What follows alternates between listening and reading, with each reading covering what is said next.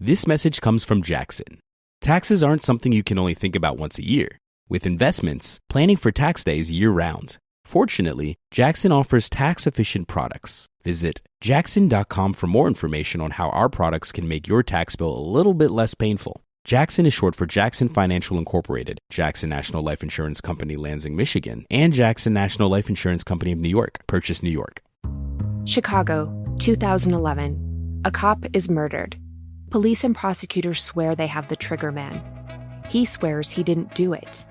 How far will each side go to prove they're right? Like it's just one bombshell after another, where you're like, what? The story of a PlayStation, a brain-eating amoeba, and the relentless pursuit of justice. Off Duty, out now. Listen wherever you get your podcasts.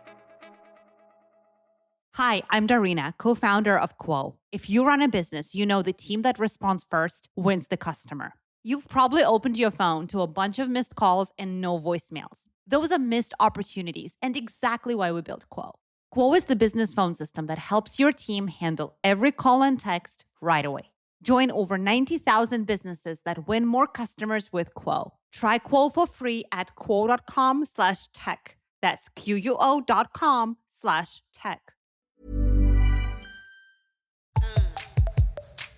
Hello, everyone, and welcome back to the Psycholegal Pop Podcast. This is a podcast where we talk about popular culture through the lens of an attorney and a therapist. I'm Tess Brigham. I'm the therapist. And I'm Brooke Brigham. I'm the attorney. And we are back with Sister Wives, Season 20, Episode 2, Welcome to Speed Dating. So before we dive into the episode, we did want to talk a little bit about Special Forces. I just finished the episode about an hour ago. And very little Kody. Like almost no Kody. Yeah. Disappointing. Yeah, I did, but you said that you liked the episode overall. I did. I don't know what it is about. I love this show.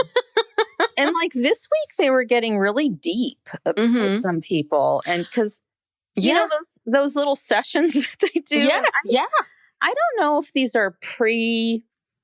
Like, do they talk to the contestant about what they're going to talk about or get more information? It's hard to tell. I mean, but I don't know. These special forces guys, these drill sergeants, all of a sudden they just seem really like caring and like really concerned about these people. Yeah. I don't know. Well, I found it really interesting because at one point the drill sergeant's like, listen, when you are doing these kinds of drills, these kinds of exercises, when you are in enemy territory, you have to let feelings go. You cannot be that. And for me, as someone who, makes money from feelings, that it's always hard for me I'm always kind of like separating those things. And so when I was watching him, like the model, when she was having this like almost panic attack, he kept yelling at her. He kept going, "You're fine. You're fine. You're fine." I'm like, well, that's not really going to help anyone be fine. But I can understand that. It's almost like, no, I can't be a nice guy right now. Like you need to focus and do your task. Right. We're not going to worry about your feelings right now. And let's do this other thing. Well, because it's a matter of life and death. Yes. And that's why they let her go, because she was so rattled by that horrible activity or that, whatever challenge, whatever it was, where they had to be submerged under the water, which, oh my God, frightening. I think I'd quit right there and then if I hadn't already quit the day before. And she was really rattled by it, as anybody would be. But yeah, you have to put that aside, because if you are not 100% focused, if you can't snap out of it and get right back into focus, then you put your life in danger and other people's lives in danger. So they cut her. They were just like, you can't do it. Well, and this is one of the issues with military and what we ask the military to do, because when I worked in drug and alcohol, we had the military contract. So I worked with all different branches of the military during the time, the late 2009 to 2012. So this was Iraq, Iran, like lots of wars were happening, things were happening. So, and that was one of the big issues, was that for a lot of these, primarily men, for a lot of these men, they had learned how to turn their emotions off to do this job. Mm-hmm. And then they're like, then I come home and my wife hates me or is so angry at me because I have no feelings. Mm-hmm. And I really felt for them, because it really was like, no one ever talked about the fact that, your job is training you to, in life and death situations, but your life, it can't be life and death all the time. Your life itself can't be life or death, or that's not a life. Right. So. Yeah. And then I was also, Jesse Smollett came off so poorly in the first episode, but this episode he was better, and he messed up the challenge the first time. And so at the end, there was an odd number of people and they needed someone to volunteer to do it again. And he did it again because he didn't do it properly, went out the wrong door. Yeah. But then he went out the wrong door again. But I mean, he came off so much better. And then they had a heart to heart with him. Yeah. And I started feeling for him, because he's like, this thing that happened to me just haunts me. I think about it every single day, and the whole world thinks I'm a liar. And he's like, I just don't ever want to have to think about this again. It's just, and I was like, oh no, I don't know how I feel about you. I don't know what to think. It's like yo-yo. And the thing with Gia was really touching too. Yeah.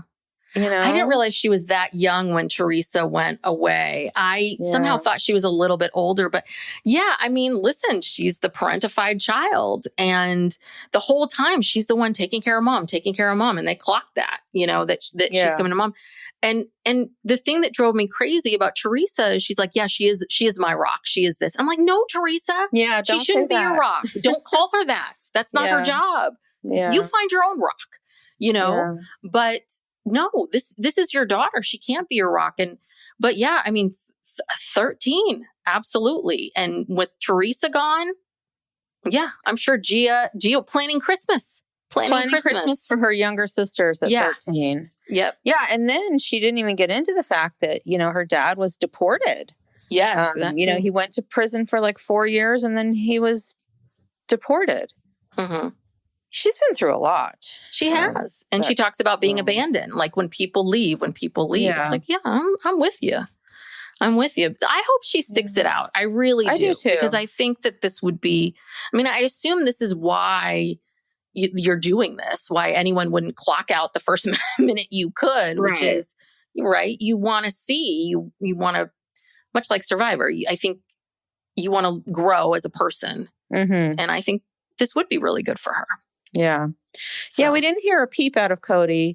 We do know he failed his test. I don't know if it was his fault or his partner's fault. But then they showed a scene from next week where they have to walk across this ladder bridge suspended, between, two tall buildings. And the guy's yelling at him saying, something about your wives, or like pretend your wives are chasing you or something. I don't know. I was like, oh God, that's not a great comment. But do you even watch the show? Do you even understand what's happening? I don't know. I think a producer fed him a line. I don't know. Yeah. Well, anyway, hopefully Kody will be back. Yes. And featured next week. But right now, we got to get into it. We have got to get back to Salt Lake City because Meri is speed dating. Speed dating is beginning. And, watching this, I was like, oh, I think I'm glad I'm married. Oh my gosh. Because it is rough out there. Couldn't even hold a conversation. Yes. Yeah. Oh, we'll get to this, but and that's one of the things that drives me crazy with, I don't care if it's a date or no date. If you've met someone for coffee, if they're across from you, the one word answers and not asking you questions. No. And you will be surprised. Start clocking it. There are a lot of people out there that will not ask other people questions ever. Like and those people, I'm like, I'm out. Done. Mm-hmm. If you can't hold a conversation, if you're not going to ask me any questions, I got no time for you. Yeah. You don't get my brilliant conversational skills. You don't get my brilliance. All these amazing things I have to say. But Meri's saying, yeah, I'm 54. I never thought I would be dating again. And so of course Jen has to come back down and sit down and ask her questions. And she's a little concerned about, right, the plural marriage. What are people going to say? And again, there's a camera on you, right? So I think most likely everyone's going to know. Well, clearly one of the guys flat out made a comment about it. So yeah. So, but if they didn't or tried to make a joke about it, yeah. But the other part of it too is people have to sign releases. So at some point they had to. There was a big sign or something. So. Anywho, but right next we need to go to Flagstaff because I love it when Kody does outside chores. It is my favorite thing when I see him with a saw. Yeah. And it was kind of a bummer that all he was doing was sawing that one log. And for what and why, we don't know. But okay. He just said, hey, wait a minute before we start this scene. Let me go get my chainsaw and I'm going to, clear it up for 2 minutes while Robyn walks out. Yeah, this is going to be good B-roll. Good B-roll. I'm going to get some B-roll for you. Here you go. All right. So Janelle says it's been 2 years since we split up. So meaning she and Kody split up. And she doesn't understand what's going on with Coyote Pass. This is simple. This isn't complicated. What's happening? And then so Robyn comes out and did you clock the flowery top? Of course. It's a new flowery top. She had a couple on in this episode. Yeah, she did. And she sits on a log and they're like, well, we have to talk about Coyote Pass. Okay. Great. And Kody wants to Saul. He wants Saul. And Robyn can't come to terms with any her again, this is deja vu. Yes, it's annoying. We've had this conversation. Like her dream has been shattered, but yet she still doesn't want to give up on the dream. Yeah, whatever. Yeah. I don't know. It all feels, I wonder if Kody is making Robyn hold on to this so that Kody doesn't get any flack for dragging his heels about Coyote Pass. Yeah, I think he's trying to, he's using this as an excuse to not sell. It's almost like he's kind of blaming it on Robyn, because Robyn is having a hard time giving up the dream. Well, and what is so, it's, I can imagine if I'm Christine, it's hard to watch, is like, wow, how considerate. You're so considerate. You're really thinking about Robyn's feelings. Like you are not going to sell this property. You're not going to move forward until she is 100% ready. And then we're just, reading Christine's book and it's like, you could care less about anybody else. Right. Yeah, look, this whole thing, this is all choreographed and staged to make them look as good as possible. And also to give them an excuse to move into a bigger home. Yes. Because this is what the conversation is leading to. And it's so fake and performative to have to sit there and listen to them, talk about the pros and cons and going back and forth about the property. It's like, please.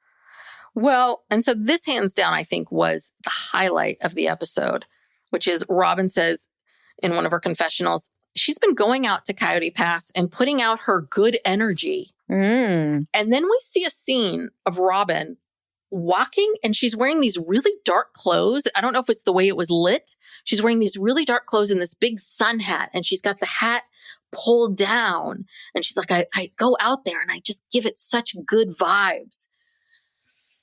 It was weird. Okay. I mean, good vibes for Robyn, what do you think the property is going to do? It's going to start singing to you? I don't know. But what I love is, I think Robyn Brown, I think good energy. I think great vibes, good time. Positive. Yeah. Positive happy vibes. Yes. And then, what, pulling the hat down. I mean, it was very strange. And it was like, who's taking this footage? I don't know. I think Kody took it. And I think this was like, ooh, let's go to Coyote Pass and let's pretend. Yeah. Yeah.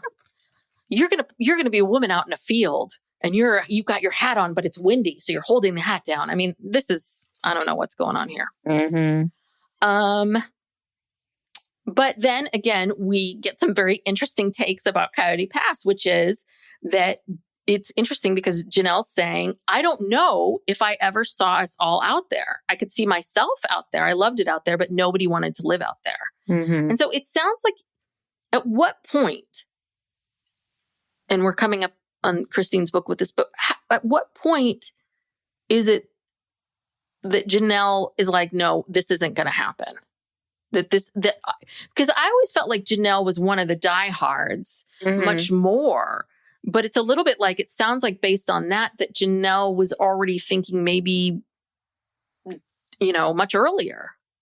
Yeah. And I think that's why she moved out there in the RV to kind of prove a point. That no one wants to be out here. That no one wants to be out here. No one cares.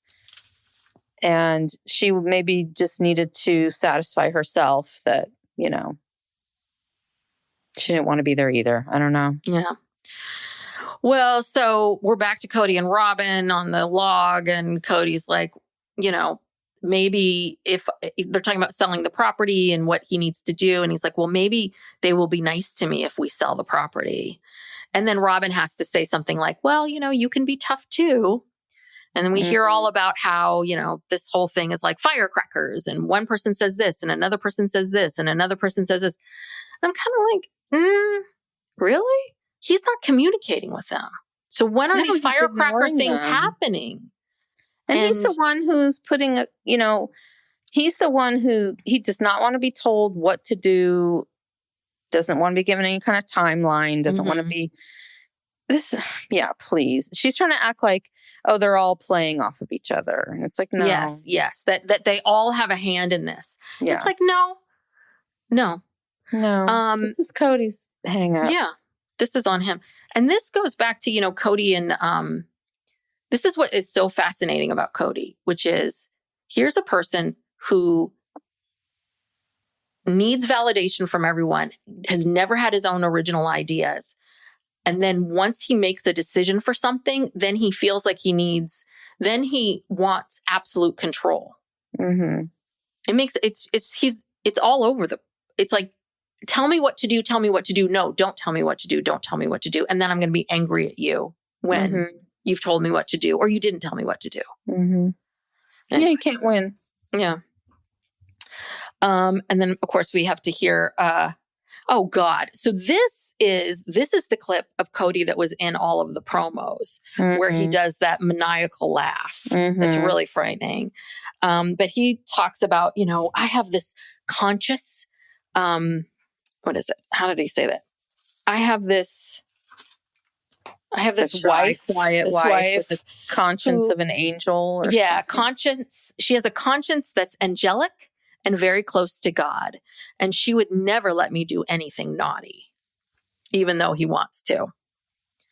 What is he talking about specifically here? Is it just like, well, basically what naughtiness, like just continuing to string Janelle and Meri along? I don't know, screwing them out of the property. I mean, we're all watching this on TV, so I don't know if you can really screw them out of it at this point. I mean, you're basically saying that you would be screwing these women out of this property, out of the money that they put in because you didn't do jack shit, all because your wife is telling you not to. You don't have enough of a backbone yourself. Again, back to this thing. You don't have enough morals or anything. But you also, why? It's everything that he does is, my wife won't let me do this. This person won't let me do this. It's the accountability. It's like, no, Kody, you want to screw them over because you're hurt. Yeah. Well, and he just wants to act like he's some sort of badass. And if it weren't for Robyn, he'd be, screwing them over. And it's like, why are you bragging about that? It's nothing to brag about. Keep that in your head. Yeah. So Cody's like, well, Robyn, I mean, for you, what is it about Coyote Pass? It's the symbol of the family. And then Robyn starts crying and, no tears. Again, zero tears, zero, not even like eyes watering. And she's like, oh no, I have to move on. It feels like, she says she doesn't understand it, but she feels like she's betraying herself by selling it. Okay. I don't know what that means. Kody, now this is where we're landing this new thought. And you think this was all planned. I feel like this was maybe the first, I don't know if this is the first time he said something about selling it all and running away, but this is where Kody introduces this whole thing of like, have you ever thought about selling it all and going somewhere else? And she's like, well, you take your pain with you. She's absolutely right. Yeah. And he said, well, no, I mean, I know that, but this house is full of pain.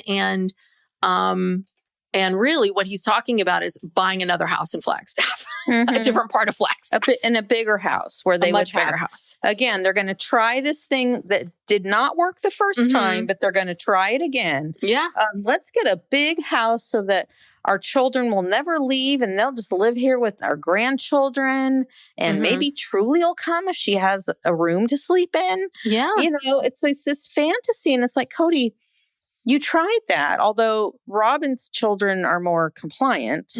So maybe it will work with them, but not all of them. I mean, there's going to be a few that are going to, they're going to go against the grain. Yeah. Well, to me, all I can think about is that is one hefty mortgage. And we're on season 20. That is one hefty mortgage. You only got a few more years. Yeah. And so I think it's going to be very, how are they going to pay this? I mean, this is like a $20,000 a month mortgage that they've now got to come up with every single month. Well, I don't know how much they put down, how much they got out of their house, but it's a lot. Still 10 grand? 10 grand is a lot. No, at least 10 grand. Yeah, it's probably more than 10 grand. But what was it, like 2.7 million or? Yeah. I mean, it's huge. It's ginormous. I mean, that house out here would be like 10 million. Yeah. I mean, and also you have to, even if it were paid off, okay, for the rest of your life, you have to pay taxes and insurance, and you have to heat it and cool it, and utilities and water. Cody's so handy. He can do anything. Firewood, get out his saw. Well, what is he? Is he going to go fetch water from a creek? And there's. No, I'm with you. But I know this is Cody's. I know this is what Cody's thinking to himself, or how he's convincing Robyn. We don't need heat. I'm going to just cut all this firewood. Yeah, I'm going to make a bonfire in the middle of the living room. Get a wood stove or something. That's free. Yes. All right. Well, Kody said, I didn't have heartache until I moved to Flagstaff. Really? Oh, gosh. So what, again, I understand that that's part of like when we look back on our lives, we look at these different sections differently. We have different perspectives, things that maybe seemed really hard at the time. We look back and they're not so hard. But Kody just makes these insane comments that are like, no, Kody, you've had lots of hard times. You've had lots of hard times. You've had the most people leave you in different ways in this house. That's really what's going on. Right. And you had your ego crushed. A lot of it is self-imposed. It's all the COVID stuff. Because I think COVID happened not too long after they moved there. Like maybe right after. A year or two. Yeah. I don't know. Because I got into, because Christine talks about, I'm at this point in the Christine book. So yeah, it was very quickly after. Yeah. And he messed that all up. Yeah. But Robyn says, I've had hard times before, like before she married Kody. And his heart was broken here. This is where he picked up the phone and learned about Garrison, which I understand that part of it. I do. It doesn't seem, I don't know. It doesn't seem enough to buy a new home. Yeah, to justify moving necessarily. Or any of that. So I don't know. But we've got to get back to Salt Lake City because Meri is speed dating.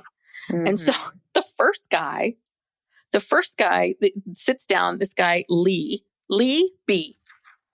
And he is one of those, fine, okay. I just wrote down, I see why you're single. He's like, yeah, I was married 10 years. Pause.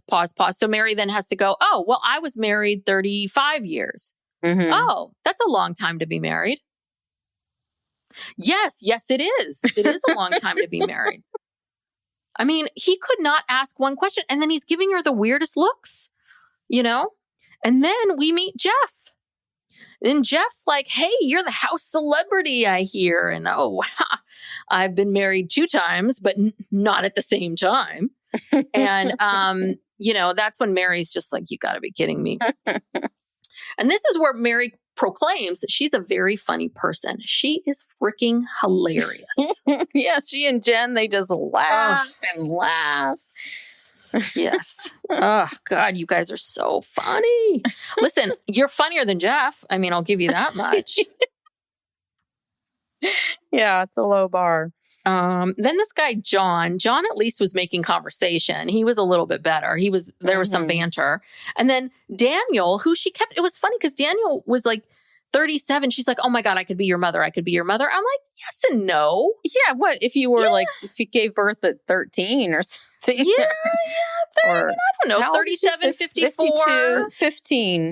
15. Yeah. I mean, so no, you can't really, it would be one thing if he was 25 years older, you were 25 years, but they had a great conversation and she's not going to follow up with him. Yeah. Because he's so young. I'm like, she's like, well, I have a child and my child is, how old's Leon now? 20?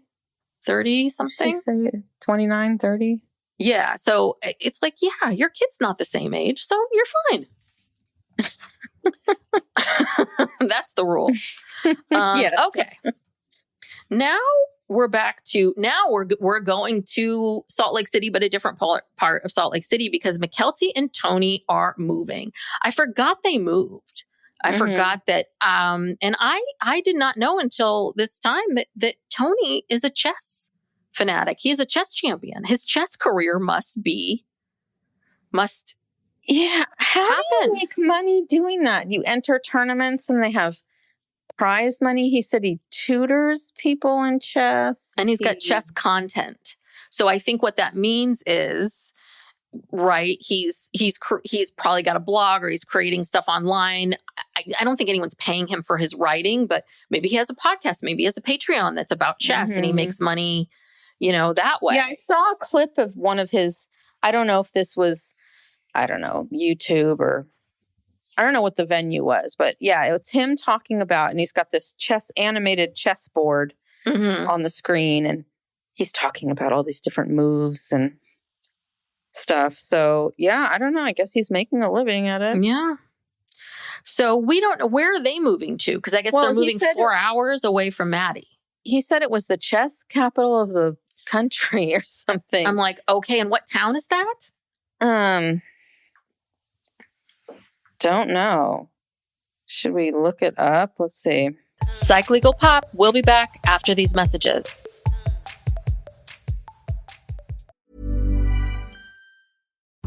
Chicago, 2011. A cop is murdered. Police and prosecutors swear they have the trigger man. He swears he didn't do it. How far will each side go to prove they're right? Like it's just one bombshell after another, where you're like, what? The story of a PlayStation, a brain-eating amoeba, and the relentless pursuit of justice. Off Duty, out now. Listen wherever you get your podcasts. Hi, this is Hannah Berner from Giggly Squad. Have you ever put on a bra that makes you feel like a goddess? Prepare to be obsessed with the Dream Angels Wicked Bra from Victoria's Secret, the iconic brand behind the world's most comfortable bras. And I only wear the most comfortable bras. The bestseller features an innovative sling for perfect lift without padding, and the fit is chef's kiss. Awaken your inner goddess with new colors and super femme lace embroidery. Find out why this bra has thousands of 5-star reviews and counting. Shop it in stores and online at victoriassecret.com. Chess capital of United States. No, that's not right. This says it's St. Louis, Missouri. Oh, well, gosh, we have some controversy. Yeah. But here's my question. So Mykelti, apparently, I guess, has had her own falling out with Kody and Robyn. And, she tried really hard to have the one big family. And Christine's explaining that this is maybe, Mykelti's saying that I want my kids to be close to their cousins. And then I was like, okay, that makes a lot of sense. I understand that. And then, but they're 4 hours away. 4 hours away. Yeah, that's not close. You're not going to see each other that much. Trust me. So I thought they were all I thought they were all moving to the same area. So I feel like this has got more to do with Tony and what Tony wants. Yeah. Because he said it's the chess capital of America, even though it's not. And I think he could justify it to her, to Mykelti, by saying, hey, we're going to be so close to Maddie. This is perfect.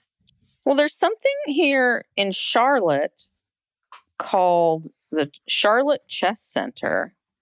Maybe that's where they're at. U.S. award-winning chess club. Okay, maybe. I don't know. And then, of course, we have to go through this whole thing about plural marriage and, Mykelti and Kody. So Kody is on the couch and they're asking him about Mykelti and what's going on. And,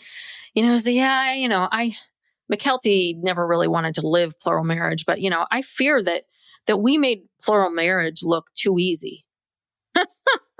No, I think it's the opposite, Kody. I think she's not interested in it because she saw how hard it was. But this is how delusional he is. This is how insane. And here's the thing. He reads the comments. So, but I don't think he watches the content, but he reads the comments. Because that is the craziest thing I've ever heard. I mean, it's been very, very clear that Mykelti has seen very clearly what's happened to her mom. They all have. Yeah. Anyway. Weird. Let's see. Yeah. Kody and Robyn, there's a whole story about Kody and Robyn. Kody and Robyn were supposed to see Mykelti before they left. They were supposed to meet in St. George. They had they had an issue. This other person had an issue, blah, blah, blah, blah, blah. And it was fine. And listen, Christine's response to that was very much like, yeah, it's sad. They tried, but Christine was very diplomatic and she didn't say anything about this at all. And then Kody comes back in and says, my relationship with my kids is bad because of trash talk and innuendos and challenged loyalties. Oh, God. So dramatic. Yes. So now the story is, right? And it's like, well, if you're not talking to anyone on that side of the family, how do you know how Mykelti feels? Yeah. Do you know what I mean? It's disappointing that you all couldn't get together. Okay. But how do you know how they feel about it if you're not talking to them? Mm-hmm. So where are you getting this from? Kody just, nothing is his fault. Yeah. Everything is everybody else's fault. And anyway, it's just, but he acts, but the thing is, you have some kind of line. You do know what's going on with your kids, or you do know what's happening, or you know what happened. You know what happened to make you and Mykelti stop, talking to each other. Yeah. And if you know that she's talking about you in this way, then who are you talking to that you're getting this information? Who's telling you that? Anyway, so Jezebel comes by. She's crying. She's very upset. She's like, I just got back from North Carolina. Everyone's moving there now. But now we got to go back to Meri at speed dating. And finally, we get someone normal. Ron. He was the best of the lot. Ron. So Ron is 6 feet tall. Good. He's actually a good conversationalist. He's asking her questions. Mm-hmm. He's got 3 kids, all in their 20s. He loves dogs. And he loves to travel. I mean, Meri, he is checking so many of these boxes you just told us. And we'll talk about this at the end. But God, what is wrong with him? I liked him. Well, she said she was gonna. He was because you have to put down who you're interested in, and then if you're mutually interested, they'll hook you up. And so I thought she said he was the only person that she was going to put down. Yeah, I mean him and Daniel. But then she was folding. I thought she took Daniel off. Maybe, but at the end, she's folding the card going, because Jen's like, no, you're following up. Because Meri's like, well, I'm going to think about it. Like, Meri's not going to follow up and do the QR code. She's going to think about it. And Jen's like, no, you're not. You just you met these people, like put those people in, like go for it. I hope she did. And then they talk about their love languages. And then Meri goes into the 5 kinds of love languages there are. And these are the kinds of love languages, blah, blah, blah. And then we have Kody. Oh, this was so gross. This was so weird and gross. So he said, Kody's like, I had an experience with Robyn once where I learned my love language. It was touch. I don't leave that right there. Know. Yes, I don't want to know. Okay. He's weird. Yeah. Guess what? So was Meri's. Meri's was also physical touch. Yeah, and you couldn't seem to get along with her. No. You know? Yeah. So yeah, Ron, he liked Meri and hopes to see her again. I mean, I wrote down Ron's the only real candidate here. Yeah. And so, yeah, this is where Meri and Jen debrief. It's all over. God, I mean, would you ever speed date? I don't know. Maybe. See, I think it would be nothing to lose. You know? I like the idea because if you have someone horrible, they'll be gone. Do you know what I mean? Gone in 10 minutes. And here's the thing. I think it is very smart because within a pretty quick amount of time, like if you're attracted to this person, if there's some spark there, if there's some there. Absolutely. And even if you're kind of like not that, maybe you're kind of on the fence attractive, but you have a spark that can make that person more attractive. And then you do want to spend more time with them. So yeah, and that's all you need. That's all you need to know. No, I like the idea. Yes. Okay. So, let's see. Yes. So this is it. Yeah. Meri's debating about following up. I'm like, Meri, what are you doing? But Christine and David they've got to drive across the country. Poor David. How many people has he moved now since he's been in this family? I wrote down, like, we're seeing a little bit more of David. David's feeling comfortable in front of the cameras. We're seeing a little bit more of him. I kind of like that sexy tattoo he has on his arm. It's like, ooh, okay. He's loosening up. Yeah, he's loosening up. And he was, he makes jokes about the fact that, like, no, I wasn't asked, but I just did it. And, and he makes a joke at Kody's expense, which I'm fine with. But yeah, and then there's this little dog on their porch. This was so weird. Christine was like, get rid of that dog. Go away. Like, she did not want to have anything to do with the dog. And I'm looking at this dog going, this is somebody's dog. Yeah, like, this is not out in the wild dog. Yeah. And then they say something about coyotes. I'm like, then help someone find, like, you're just going to leave this teeny tiny dog out here? And this is someone's dog. It has to be. And David's like picking it up and taking it. And I'm like, it was all very strange. It was a weird bit. Yeah. Yes. David's going to say he's going to put the dog in the car. He's going to keep the dog. And she's like, no, that's someone's dog, but we're not going to help them. We're just going to leave it here. That whole thing was so weird. And yeah, I mean, David was being so goofy. Is that how he is all the time? I don't know. And that's why I was like, at first I thought, oh, he got this little dog and she hates the little dog. Or, oh, no, wait, this isn't his little dog. Oh, wait, it's the neighbor's dog. Oh, wait, no, you put it on the porch, but you don't ring the bell. Okay, now the dog is running towards you again. But now you're getting in the car and you're telling it, good luck with the coyotes. It was just weird. Very weird. Yeah, it was a weird scene. So Meri and Janelle, they are Zooming. So these two are buds. So Janelle says that Kody called her or reached out to her and asked if he said something to the effect of, should I just put everybody's name on all the parcels and all the titles? And Janelle's like, yeah, the thing we've been asking you to do from the beginning. Right. And, but she said, I wanted to make sure Meri was in the loop. So that tells you, I mean, it really does tell you that all these women know how Kody operates. They know it. And she's just like, I am not going to, I'm going to not tell Meri because, because of some incident we had or some feeling of that. So. Well, and the only reason he's now doing this is because he needs money so he can buy that new house. Yes. He's got to get his money out of Coyote Pass. So yeah, he only came to the table and agreed because he needed it. Yeah. And then he's laughing in his confessional, he's talking about how, I think they asked him some question about like, why didn't you tell Meri? And he said something, well, Meri is such a nag. So I didn't want to talk to her. And then she involved lawyers. And I was like, whoa. And now, whoa. So, okay, now we're moving. I mean, come on. I was going to divide it equally. I'm like, no. Bullshit. You within that sentence, you showed us. I didn't want to talk to Meri because she's a neg. Wait, she involved an attorney. Oh, crapola. I'm going to have to do something about it. You just told us everything.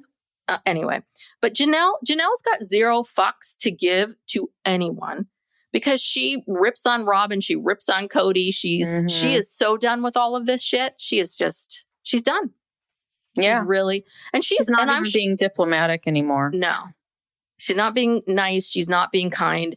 And again, I think also because she needs that money too. And I'm sure it pisses her off that, oh, now you want to buy a property and now this is important. But when I needed to buy a property, it's not important. It's just, let's see. Yes, Kody said something about like knowing how he operates. And I guess some of the other kids are now, there's this debate, like, where is everyone going to live? Gwen and Peyton are talking about moving to North Carolina. Who's going to get all the grandbabies, back and forth. Again, you have a lot of people. There's like going to be a lot of grandkids. You can have 2 compounds. And now Kody's got a compound. So, and then we see Christine and David driving along, and they're just, nothing's really of that. I didn't write anything down. Sorry. Yeah. It was of interest of what they were talking about. Basically, she's like, oh, I guess I never asked you, kind of this like backwards apology of, oh, I should have asked you ahead of time. And you're like, no, Christine, you shouldn't have to beg your husband to help you with things or help your children with things. Like, he's just a good guy. Yeah. So now we're back in Flagstaff. Now, Kody, he's getting out the paperwork. And he's showing the paperwork to Robyn. Now, this is a different day because Robyn's got a different flowery top on. But Kody seems to be wearing the same jeans. And I mean, he must have a lot of these shirts, these blue shirts or something. They all look many the same. Of them. Yeah. And I think it's really funny how fitted they are. Like, they're very fitted. They're very small. Anyway. So Kody goes back into the whole thing again. He really wants to leave this house. This is a source of pain. This has been a lonely place for him. Lonely. So lonely. And then Robyn gets into this whole thing of, we need more. Well, we do need more room for all the kids. And yeah, if Truly would stay, if Truly had her own space, she might want to even spend the night. It's like, do you even invite her to come? Have you invited her to spend the night? But anyway, well, apparently we haven't gotten to this in Christine's book, but apparently I've heard that there was a time where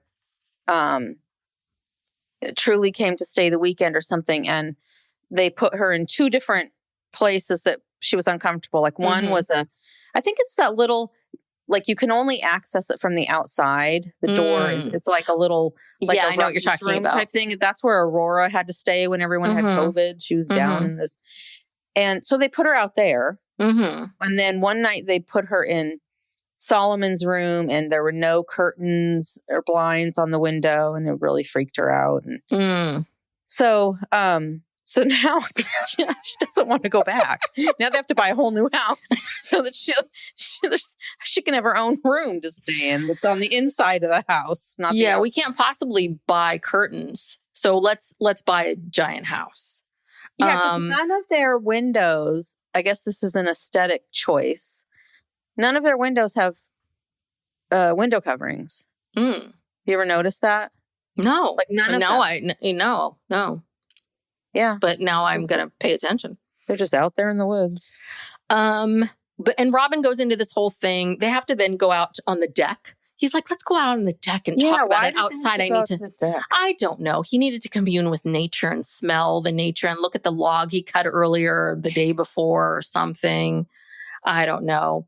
But Robyn's saying, because they're so close to Coyote Pass, it would be very, very painful to watch it being sold, someone else buying it, someone else building their dream house, and her having to drive by and watch another plural family move into Coyote Pass, because that's exactly what it's going to be used for. But Cody's very much pushing this, and she's like, well, can we pray about it? Just a And couple days. Yes, yes. And he said, yes, he's like, we just need, they go through like all the rooms that they need, rooms for grandkids, truly, blah, blah, blah. And he's like, and I need a space for my business. What business? Is this the gun business? Unclear, I guess. And that's also a little freaky too. Where are all those guns kept? Yeah, I hope so. Are they kept in the house? Yeah. Well, I've heard that. So he's not a licensed he's not licensed to sell guns. But what he can sell, and this is what he was doing with his friend, Brian, he can sell, I think it's like gun accessories or something related to that. Okay. That's what I heard. All right. And then the last scene is like, we learn that David's really into tornado chasing, and lucky them. We see David and Christine driving along, and then we see Mykelti and Tony driving along, and they're driving right into a tornado. And apparently there's all of this crazy hail coming down, cracking their windows. And then the last thing we hear, the last thing we hear is, Tony, pull over. And I'm like, yeah, if I was in that place, I would be like trying to plot, like just get off the highway and find some place to stay the night or something. So yeah. And that's that. Things are happening. Things are happening. And things seem to be, just seeing the clips from next week, it seems like things are moving quickly. Like we're already like Kody and Robyn are really talking about the move.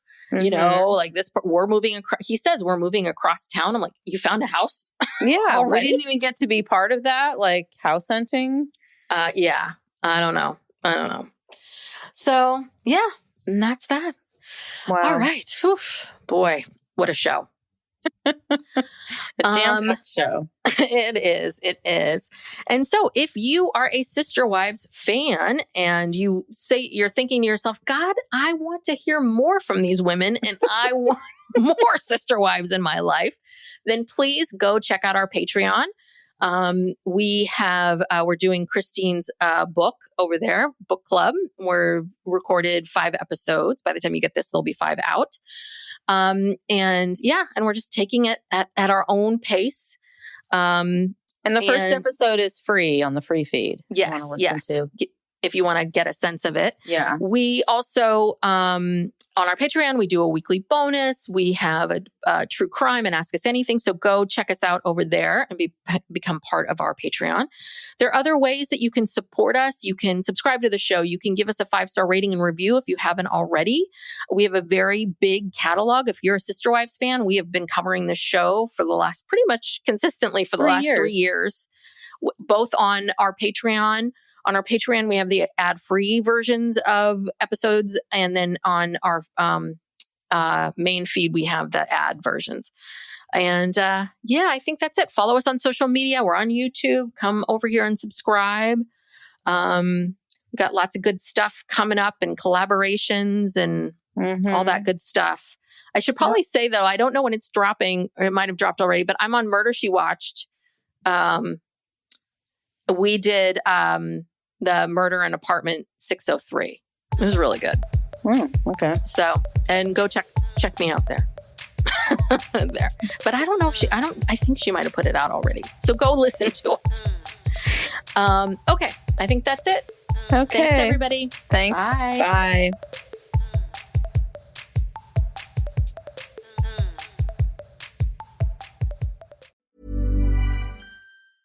This message comes from Jackson. Taxes aren't something you can only think about once a year. With investments, planning for tax day is year-round. Fortunately, Jackson offers tax-efficient products. Visit jackson.com for more information on how our products can make your tax bill a little bit less painful. Jackson is short for Jackson Financial Incorporated, Jackson National Life Insurance Company, Lansing, Michigan, and Jackson National Life Insurance Company of New York, Purchase, New York. Hi, this is Hannah Berner from Giggly Squad. Have you ever put on a bra that makes you feel like a goddess? Prepare to be obsessed with the Dream Angel's Wicked Bra from Victoria's Secret, the iconic brand behind the world's most comfortable bras. And I only wear the most comfortable bras. The bestseller features an innovative sling for perfect lift without padding, and the fit is chef's kiss. Awaken your inner goddess with new colors and super femme lace embroidery. Find out why this bra has thousands of 5-star reviews and counting. Shop it in stores and online at victoriasecret.com. Acast powers the world's best podcasts. Here's a show that we recommend. Hey guys, welcome to Giggly Squad. A place where we make fun of everything, but most importantly, ourselves. I'm Paige DeSorbo. I'm Hannah Berner. Welcome to the squad. Giggly Squad started on Summer House when we were giggling during an inappropriate time. But of course, we can't be managed. So we decided to start this podcast to continue giggling. We will make fun of pop culture news, we're watching, fashion trends, pep talks where we give advice, mental health moments, and games and guests. Listen to Giggly Squad on Acast or wherever you get your podcasts. Acast helps creators launch, grow, and monetize their podcasts everywhere. Acast.com.